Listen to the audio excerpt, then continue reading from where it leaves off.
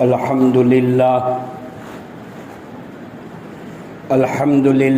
رب العالمین والعاقبۃ للمتقین والصلاة والسلام علی سید الانبیاء والمرسلین اما بعد قال اللہ تبارک و تعالی اعوذ باللہ من الشیطان الرجیم بسم اللہ الرحمن الرحیم وما ارسلنا من قبلک من رسول الا نوحی الیہ انہ لا الہ الا انا فاعبدون وقال النبی صلی اللہ تعالی علیہ وسلم بلغوا عنی ولو آیہ او کما قال صلی اللہ تعالی علیہ وسلم۔ معزز، مکرم، محترم، واجب الاحترام، قابل قدر ذی وقار، واجب التکریم علماء کرام، بزرگان دین، بھائیوں، دوستوں، عزیزوں، مرحوم علامہ اقبال نے اپنے اشعار کے اندر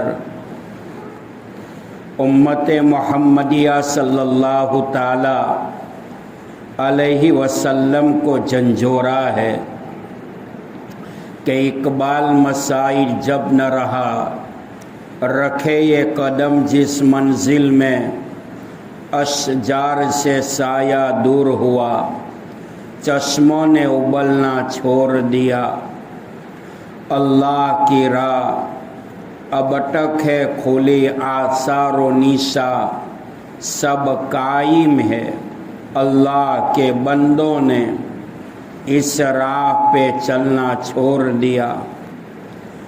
جب سر میں ہوائے طاعت تھی، سر سبز شجر امید کا تھا، سر ایسیا چلنے لگی تو اس پیر نے پھلنا چھوڑ دیا۔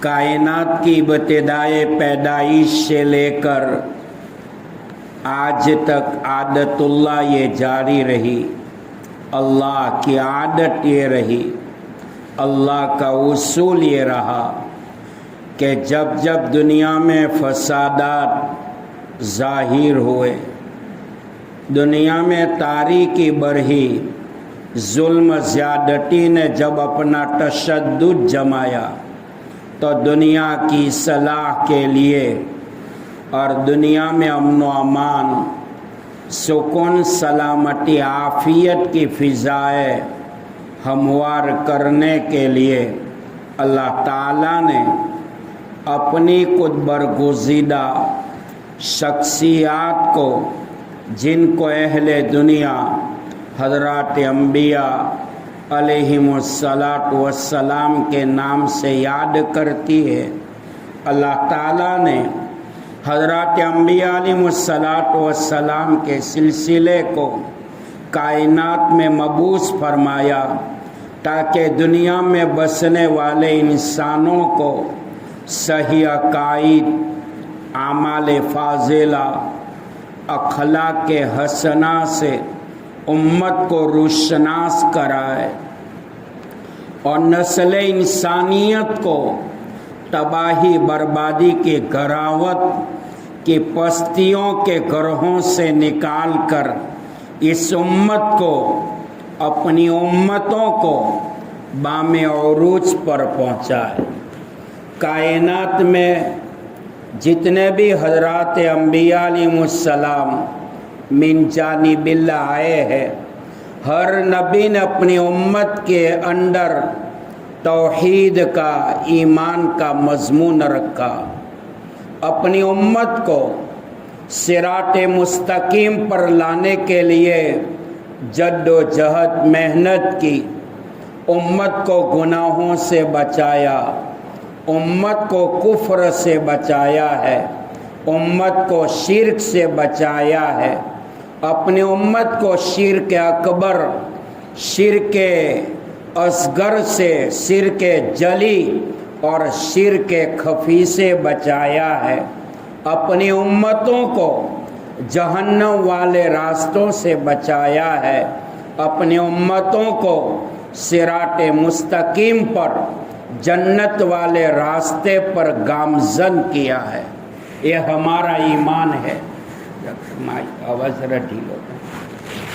ہمارا ایمان ہے قیامت تک کوئی نبی آنے والا نہیں، قیامت تک کوئی رسول آنے والے نہیں، قیامت تک قرآن کو چھوڑ کر نئی کتاب آنے والی نہیں، قیامت تک شریعت محمدیہ کو چھوڑ کر نئی شریعت آنے والی نہیں، قیامت کو چھوڑ کر دین اسلام کے علاوہ نیا کوئی دین آنے والا نہیں۔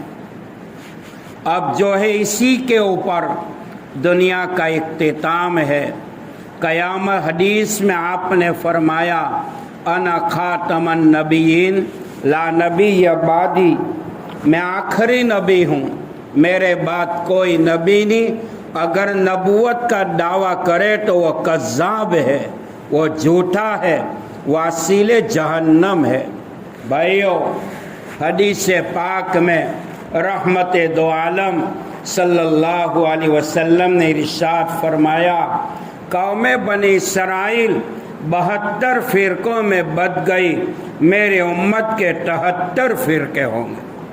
صحابہ نے صراط مستقیم کی تفسیر اللہ کے حبیب صلی اللہ علیہ وسلم سے پوچھی، یا رسول اللہ ما صراط المستقیم، یا رسول اللہ صحیح راستہ کون سا ہے، صراط مستقیم کون سا راستہ ہے؟ آپ نے فرمایا ما انا علیہ و اصحابی، جس راستے پر میں ہوں میرے صحابہ ہے، وہ راستہ صراط مستقیم والا راستہ۔ علماء فرماتے ہیں صراط مستقیم سے مراد قرآن ہے، فرماتے ہیں صراط مستقیم سے مراد امام الانبیاء، افضل الانبیاء، سید الانبیاء، سرتاج الانبیاء، اشرف الانبیاء، لولا کلمہ خلقت الافلاق والی ہستی جناب رسول اللہ صلی اللہ علیہ وسلم مراد ہے۔ مفسرین فرماتے ہیں صراط مستقیم سے مراد مقدس صحابہ کرام کی جماعت مراد ہے۔ ایک قول یہ ہے صراط مستقیم سے مراد صدیق اکبر عمر فاروق رضی اللہ تعالیٰ عنہ کا زمانہ مراد ہے۔ بہرحال بھائیو، حضرت موسیٰ علیہ السلام جن کا تذکرہ قرآن کریم کا 28 پاروں میں، قوم بنی اسرائیل کے بڑے جلیل القدر نبی ہے، وقت ہوتا تو تفصیل عرض کرتا۔ اللہ کے حبیب صلی اللہ علیہ وسلم کو اللہ تعالیٰ نے جب معراج میں بلائے، چھٹے آسمان پر موسیٰ علیہ السلام سے ملاقات ہوتی ہے۔ آپ علیہ السلام نے چھٹے آسمان پر موسیٰ علیہ السلام کو دیکھا ہے تو سر مبارک، بال مبارک سے پانی ٹپک رہا تھا، جیسے کہ غسل خانے سے غسل کرتے ہوئے انسان جب نکلتا ہے۔ اللہ کے حبیب علیہ السلام اللہ کے دربار میں پہنچتے ہیں، 50 نمازیں ملتی ہے، سورہ بقرہ کی آخری 3 آیات شریفہ ملتی ہے۔ تیسرا انعام یہ ملا، میرا محبوب آپ کا امتی آسمان کے تارے اور زمین کے ذرات سے بڑھ کر اگر گناہوں کا انبار لے کر قیامت کے میدان میں آئے گا، اپنے لطف و کرم سے معاف کر دوں گا، تیرے محبوبیت کی بنیاد پر معاف کر دوں گا۔ لیکن آپ کا کوئی امتی شرک کا گناہ لے کر آیا، قیامت کے میدان میں میرا لطف و کرم تو کیا، آپ کی شفاعت بھی اس امتی کو جہنم کی آگ سے نہیں بچائے گی۔ जनाब रसूलुल्लाह सल्लल्लाहु अलैहि वसल्लम से मेराज के मौके पर छठे आसमान पर हज़रत मूसा अलैहिस्सलाम से मुलाकात हुई। मूसा अलैहिस्सलाम ने पूछा, क्या लाए हो? कहा 50 नमाजें मिली। अल्लाह के नबी हज़रत मूसा अलैहिस्सलाम ने फरमाया कि कौमे बनी इसराइल पर तो 2 थी, उसका ठिकाना नहीं था, आपकी उम्मत 50 नमाज कहाँ पढ़ेगी? हज़रत मूसा अलैहिस्सलाम के कहने पर अल्लाह के हबीब अलैहिस्सलाम दरबार खुदावंदी में आते रहे, जाते रहे। 5 कम हुई, 5 कम हुई, 5 रह गई। मूसा अलैहिस्सलाम ने फरमाया, या रसूलल्लाह 1 चक्कर और लगवा दो। फरमाया, अब तो मुझे शर्म आती है। अर्श इलाही के मालिक ने फरमाया, मेरा महबूब आपका उम्मती पढ़ेगा 5, सवाब अता करूँगा 50 नमाजों का। ला तब्दील लिकलिमातिल्लाह मा युबद्दलुल कौल, मेरी बात कभी बदली नहीं जा सकती। यहाँ पर एक एतराज़ हो रहा कि 7वें आसमान पर हज़रत इब्राहीम अलैहिस्सलाम से मुलाकात हुई, बैतुल मामूर से टेक लगाकर बैठे हैं। रोज़ाना 70,000 फरिश्ते बैतुल मामूर का तवाफ़ करते हैं और एक मर्तबा एक फरिश्ता तवाफ़ करके निकल गया, उनकी बारी दोबारा नहीं आती। और मेराज की रात में अल्लाह के हबीब अलैहिस्सलाम ने 7वें आसमान पर बैतुल मामूर से टेक लगाकर इब्राहीम अलैहिस्सलाम को देखा। आपने फरमाया, मेराज की रात में दादा को मैंने देखा तो दादा का चेहरा मेरे चेहरे के मुशाबे था। हज़रत इब्राहीम अलैहिस्सलाम ने ये नहीं फरमाया कि उम्मत के लिए क्या लाए हो। छठे आसमान पर मूसा अलैहिस्सलाम ने फरमाया।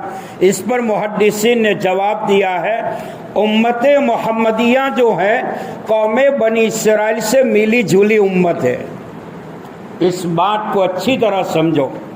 पहले तो बनी इसराइल किसको कहा जाता है?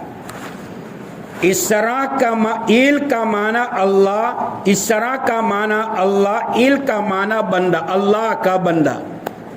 हज़रत याकूब अलैहिस्सलाम के 12 बेटे और 12 बेटों का ख़ानदान पूरी दुनिया में फैला, इसलिए इसको कौमे बनी इसराइल कहा जाता है। कौमे बनी इसराइल बड़ी अरियल कौम थी, बड़ी ज़िद्दी कौम थी, बड़ी हददर्मी कौम थी। इस पर एक इशारा करूं, हज़रत मूसा अलैहिस्सलाम को अल्लाह ताला ने फरमाया कि मूसा टूर के ऊपर आ जाओ। समझो मेरी बात। मूसा अलैहिस्सलाम से फरमाया कि मूसा तूर के ऊपर आ जाओ, अल्लाह को देना चाहता है। फरमाया कि मूसा अलैहिस्सलाम से अल्लाह ताला ने मूसा अलैहिस्सलाम ने कौमे बनी इसराइल को 30 दिन का वादा किया।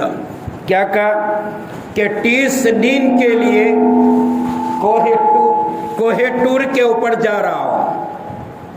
कोहे टूर के ऊपर जब पहुँचे, अल्लाह ने फरमाया, ये मूसा 30 दिन के अंदर काम नहीं बनेगा, 40 दिन पूरा करना पड़ेगा।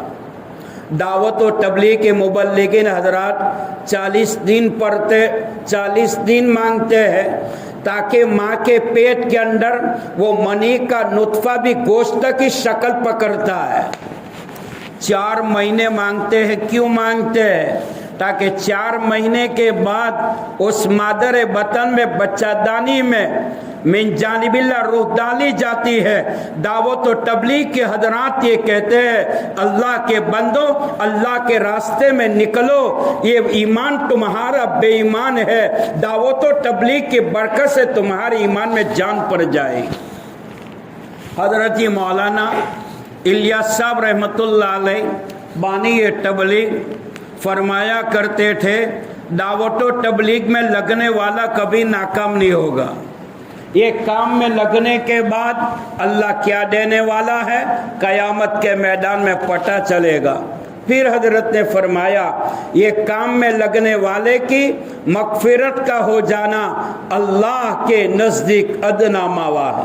हालांकि मगफिरत का हो जाना बहुत बड़ी बात है। आपने दावत और तबलीग का अंदर सुना होगा, ایک ہے تبلیغ، پہلے نمبر پر تا ہے، دوسرے نمبر پر با ہے، تیسرے نمبر پر لام ہے، چوتھے نمبر پر یا ہے، پانچویں نمبر پر غین ہے، 5 حروف ہے۔ یہ دعوت و تبلیغ کا کام کوئی نیا نہیں ہے، ہر نبی کا مقصد حیات تھا۔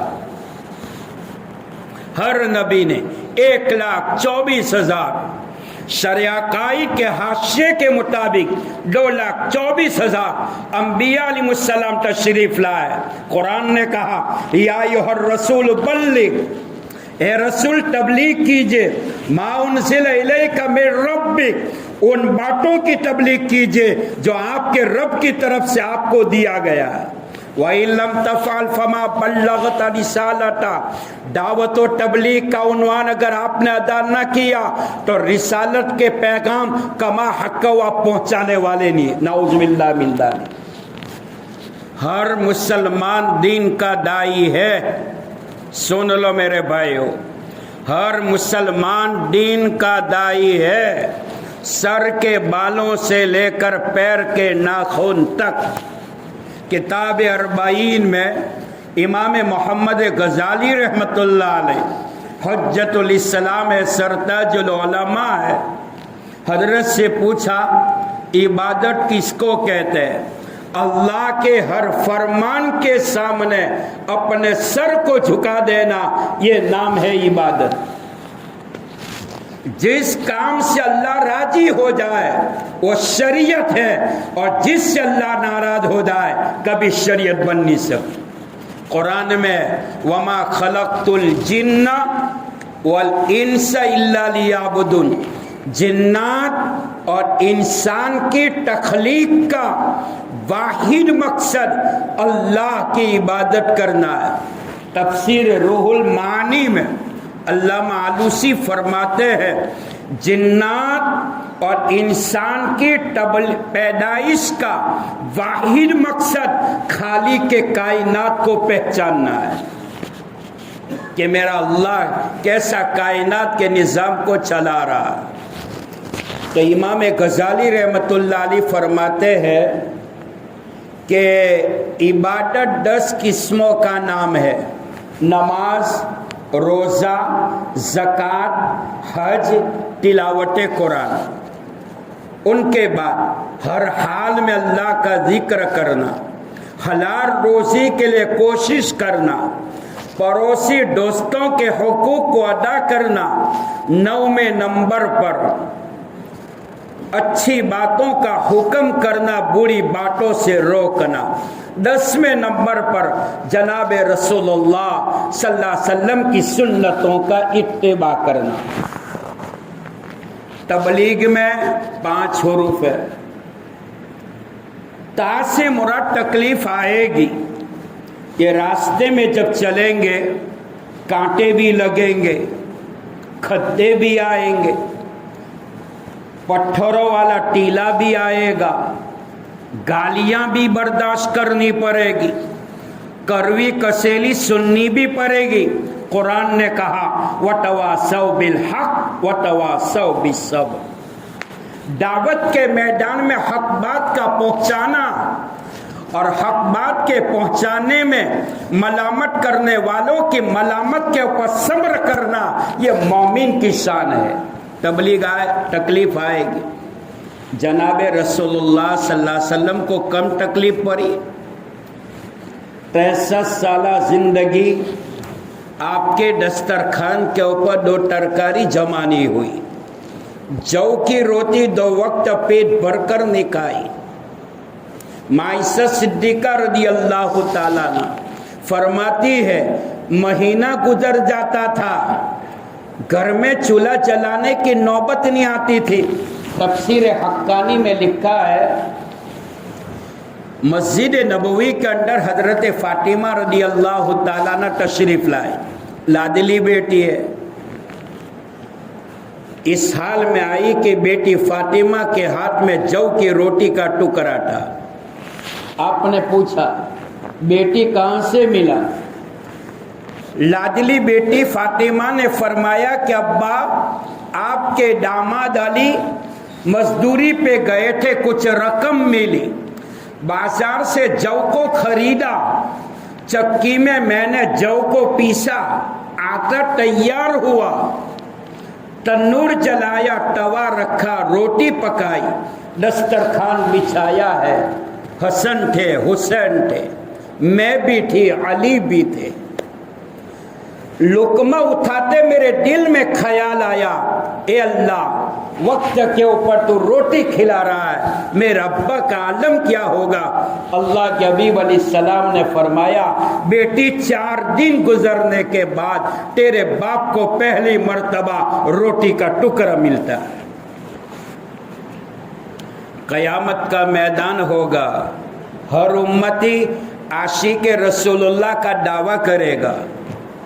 सुनो, अल्लाह के हबीब अलैहिस्सलातु वस्सलाम हमारी इन बगावतों को देखकर, हमारी इन गद्दारियत और नाफरमानियों को देखकर मैदान क़यामत में ये न कह दे कि आज तू आशिक रसूल का दावा करता है, उम्मती होने का दावा करता है, जिस दिन को पहुंचाने के लिए मैंने खंडक के मौके पर भूख की बुनियाद पर पेट पर पत्थर बांधा था, सुमैया की बॉडी के 2 टुकड़े देकर बर्दाश्त किया था, उहद के मैदान में, मैदान कारजार में वहशी मेरे चचा का कातिल, जिसने आंखें निकाली थी, जुबान काटी थी, हाथ पैरों को काटा था और प्यारे चचा की बॉडी के 11 टुकड़े किए थे।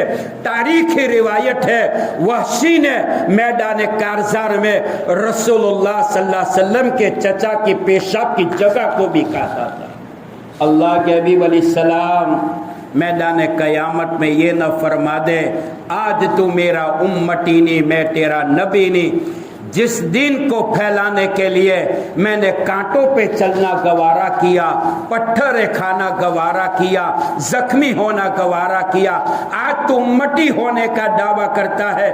करोड़ों की तादाद में मुसलमान मुर्तद हो रहे थे, कोई यहूदी बन रहा था, कोई नसरानी बन रहा था, कोई क्रिश्चियन बन रहा था, कोई काफिर बन रहा था। जिस दिन को फैलाने के लिए बिस्तरे मौत पर मैंने रब्बे उम्मती उम्मती कहा, कहीं ऐसा न हो ये कौन हमारे लिए जहन्नम का सबब न बन जाए। अल्लाह हम सबको अमल की तौफीक अता फरमाए। व आखिर दावाना अल्हम्दुलिल्लाह।